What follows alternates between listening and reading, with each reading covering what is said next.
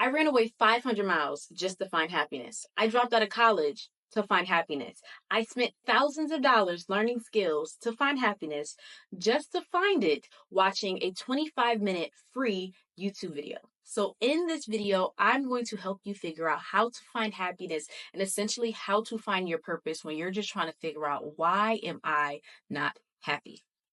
So, first, you are going to have to embody the moment. I learned this recently from reading a book by the comedian Leslie Jones. She talked about how when she first started comedy, she was in her early 20s and she ended up meeting Jamie Foxx, who was already a comedian. And she was like, she loved his comedy. He was great. And so she got to talk with him and she asked him, like, what are some tips I should do? Or what are some things I should do? I want to be like you, kind of thing. And he was just like, you're too young. And he was like, you're only so and so on an age, and in comedy, we talk about a lot of our experiences and you need to talk about things that you actually experienced. You haven't experienced enough. So for the next 6 years, she was working a regular job, fast food. She didn't even have a car. She was taking a bus to work. But during that time period, she was doing things like reading a book on the bus. And to some people, that may sound like, okay, but she was embodying the moment. What happens to a lot of us, the reason why we don't feel happy and we feel like we can't find happiness is because there's a specific goal that we have and we don't feel happy unless we attain that goal. So where we are now, we don't feel like it's enough. Yes, she knew she wanted to be a comedian. Yes, she knew she was funny, but she knew she didn't have the money to do it. She knew she didn't have the experience and so many other things that required of it. And so instead of being like, oh, I got to take the bus to work and I got to do this and I got to do that, she used that as a moment to increase her knowledge. She used that as a moment to increase her experience. If you get what I'm saying. So many of us, we can't embody the moment. You're so frustrated about where you are now that you can't even take, and make use of the things that you have now. And you don't understand how that makes your life even harder. For example, I've been a full-time content creator for 4 years now. And for the first time, I think I'm going to actually have to get a job to help supplement the money I'm making because I'm starting all over. And for a while, I did not want to embody the moment. The moment for me is I'm starting new. I'm starting on YouTube and I can't stop my business and all these other things. And I was so scared of starting a job because I'm like, well, people know me as being a full-time content creator, know me as being a business owner. And I was so scared that it actually put me deeper in the hole. And I should have just been like, you know what, Shamaya, you got to get a job. Forget what people say about you. Forget whatever. Embody the moment. Yes, eventually I want to become a full-time YouTuber. Yes, eventually I want to get 1 million+ subscribers. But I'm grateful for the 10,000 I just hit. I'm grateful for the experience to share what I can share with y'all and grow and get better. I'm embodying the moment for the first time. But before, I'm over here like, I don't know what I'm gonna do. And the video has to get a whole bunch of views. And if the video don't get a lot of views, I'm not gonna get paid. And I'm worrying about the wrong things because I'm thinking about myself as a full-time YouTuber already. I'm thinking about myself as somebody who's, making $10,000 a video. I'm not at that moment yet. So if I get frustrated every single time I don't get the right amount of views, if I get frustrated because I don't have the right amount of following, it's going to be so much harder to get there. And I want you to realize that when you are trying to come into you and find your happiness, you need to embody the moment. And yes, you're probably going to do things that necessarily aren't what you want to do. I don't want to get it like, no, it's no problem with it, but I haven't worked a job in 4 years and I didn't want to get it.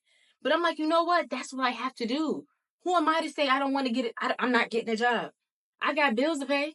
You get what I'm saying? So a lot of times you're not happy because you're not embodying the moment. You're on that bus. How she was on that bus, you're on that bus in life. But you don't want to read. You don't want to grow. And so you're frustrated. I don't know more and I don't know how to do this and I don't know how to do that. But with those opportunities that you have, even as little as they may seem, you don't even use those to increase your knowledge, to increase your experience because you're not embodying the moment. You're frustrated that you're not exactly where you want to be in life yet. And next, you need to stop dwelling on your past life. One thing I hear a lot of people say is, oh, if I could talk to my younger self, I would tell her this, or I would tell him that. You probably shouldn't, and you probably wouldn't want to. Think about it. If Beyonce would have told her younger self, you are going to become a billionaire, you are going to have a rich husband, you are going to do this, you're going to do that, do you think she would have worked as hard? Probably not. And I think you need to understand there are things in your life that you had to go through. And I know that's messed up depending on what some experiences were, but the thing is, it made you who you are now. It gave you the strength, it gave you the courage, it gave you, could have gave you other things too, but it gave you also good things. A lot of times when we have bad experiences, we always look at the bad things. Oh, that made me have a lack of confidence, or that made me feel, this way or that way. But it's like, but there's also a flip side of that experience. To every dark, there's a light. And so you're so fixated on all the bad, the bad, the bad that you're not understanding that, you know what, those things sometimes unfortunately needed to happen. And it's similar to something called the burnt toast theory. And this is how it kind of works. The burnt toast theory is a sense of, let's say you're getting up to go to work and you're about to be on time to work, even 5 minutes early. And you're like, okay, let me put on some toast and let me get dressed. All of a sudden you start smelling something. And you're like, what's that? And you realize you burnt the toast. So during this time period, you're like, am I going to make new toast? Now I got to dump out the toaster. Now I got to, throw the toast away, da da da. During that time period of focusing on the toast, you end up being late for work. So now you're about to be 5 minutes late for work, and on your way there, you're frustrated. And you're like, oh my gosh, if I would never burnt the toast, I would have been on time. Oh my gosh, if I would never burnt the toast, and you're so frustrated. You get to work, you're frustrated, you have a bad day, whatever. The root of it is that you burnt the toast. Little do you know, if you would have not burnt that toast and you would have been on time to work, a driver would have hit you and you would have gotten into a car accident. That's the burnt toast theory. In a sense of, stop dwelling on things if you don't know what would have happened. You get what I'm saying? So stop dwelling on your past because you don't know what would have happened if those experiences didn't happen to you. You don't know what kind of individual you could have been or you could be.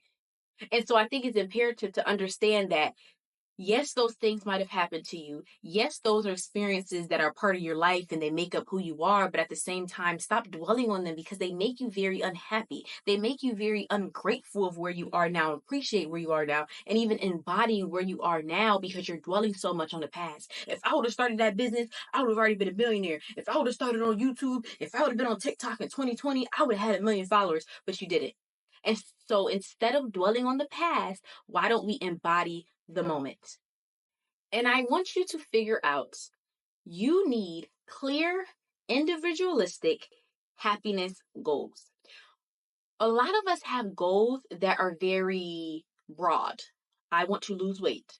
I want to gain weight. I want to make more money. I want to travel. We have these very broad goals. And one thing we don't realize is that's another reason why we are unhappy, right? I had this idea in my mind that if I moved 500 miles away, lived in a new state, did all this stuff, I was going to be happy because I'm like, this is what's causing me not to be happy living here. I had this idea that, oh, if I drop out of college, because that's what business owners do, right? I did it because I became a business owner. I started making money and, I'm listening to business owners and reading up on stuff. And I'm like, well, why do I need school? Because I define myself as other individuals who had previously done some of these things. And I want you to you need to figure out what are your individualistic goals. Yes, you can be a part of a group, but stop boxing yourself so much so in with individuals that you can't differentiate a common goal versus your goal. You need to figure out, what do you genuinely like to do? When are you in states of flow? When can you just do things and you can genuinely just be like, dang, I was doing that for that long? I don't even remember that. That's what you need to figure out. Yes, you could be a designer. Yes, you could be a content creator. Yes, you could be all these different things, but what makes you an individual? What do you feel like makes you different? Because from the place that you grew up in, from the parents that you have, from everything about you gives you just a little bit of a different approach, just a little bit of a different feel.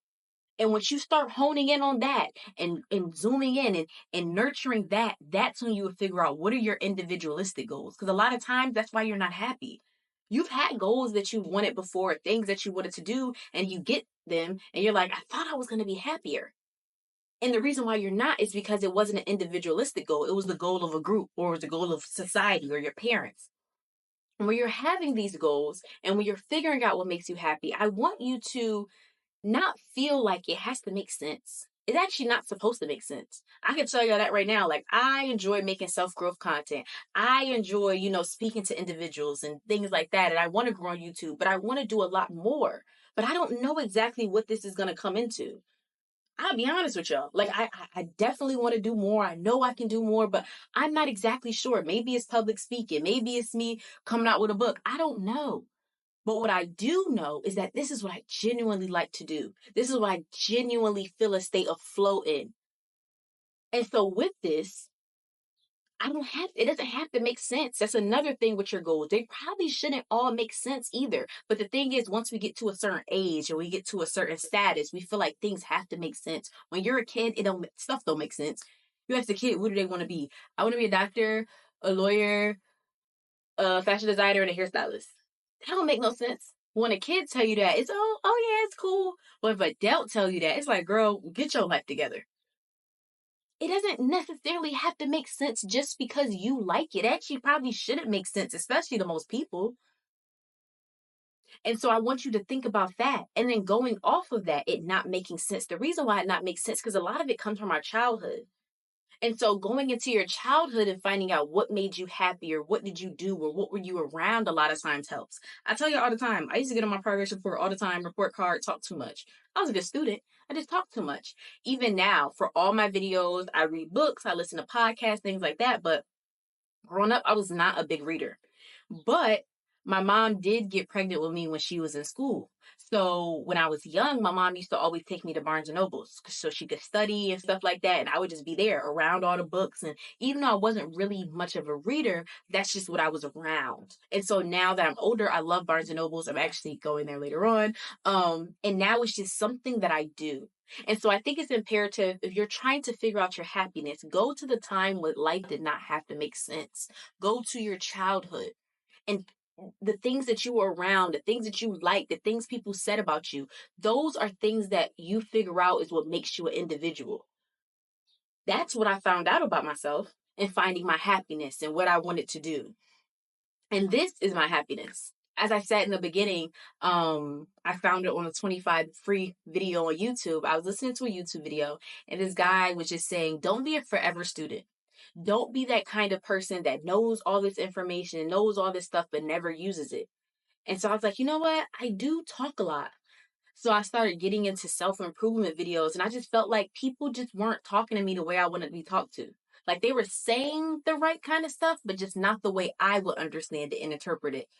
And I found out what made me an individual.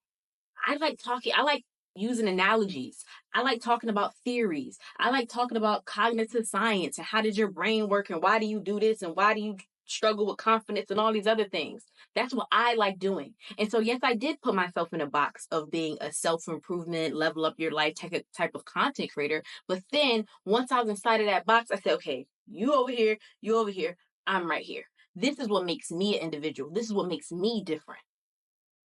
And with that, the final thing I want to say to you when it comes to figuring out what makes you happy is understanding happiness is not a constant. You truly know what makes you happy when you lay your head on your bed at night. I say that to say, for a lot of my videos, like I said, I read books, right? Sometimes I could read a book for 2-3 hours straight and I just be wanting to go to sleep. I be tired. I don't be wanting to do it. But at the end of the day, when I lay my head on my bed at night, I'm like, dang, Shamaya, I'm glad that you did that. I'm happy that you did that. It's good that you did that.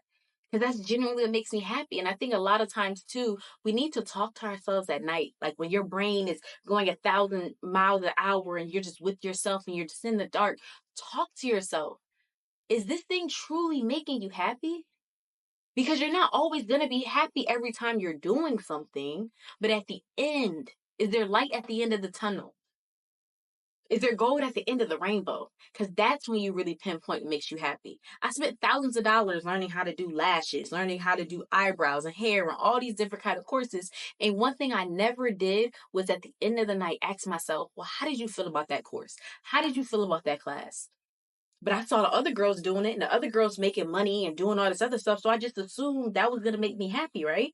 Because I want to make more money and they make money. So that's what you do, right? And I think it's very imperative. Talk to yourself. You will respond to yourself, even if maybe not the first night, the second night, or the third night, but get into the routine of laying your head at your pillow at night and really figuring out, is this thing making me happy? Because that's how you find, that's what true happiness is. At the end of the day, when everything's said and done and you had a jam-packed day and you might have been stressed and you might have been, but you're like, ah, that was worth it. We had a long day today, but that's That's happiness. And that's what I had to find for myself. And that's what I find with YouTube. And that's what I find with creating content for you guys and literally figuring out content for you guys, categories and stuff like that. Like, that's what makes me happy. When I find out a new content category and I'm like, yes, this is the new, I'm gonna talk about this in my video. I literally have a notes folder on my phone. And I just ramble stuff like, okay, I'm talking about this and I'm gonna talk about that. And that's what makes me happy. And that's what I want for you to find for you. What genuinely makes you happy, what genuinely makes you feel like, I don't care what people think. And yes, this is different. And yes, I don't know exactly where this is going to go, but I'd rather go in this direction than go in any other direction. So thank you guys so much for watching my video. Don't forget to come back for new videos every Monday, Wednesday, Friday, and don't forget to click the link below in the caption so you can sign up for my newsletter where you'll be notified when I post new videos. You will be notified about new self-growth and just level up content and the new things that I'm coming out with in June. Thank y'all so much and have a great one.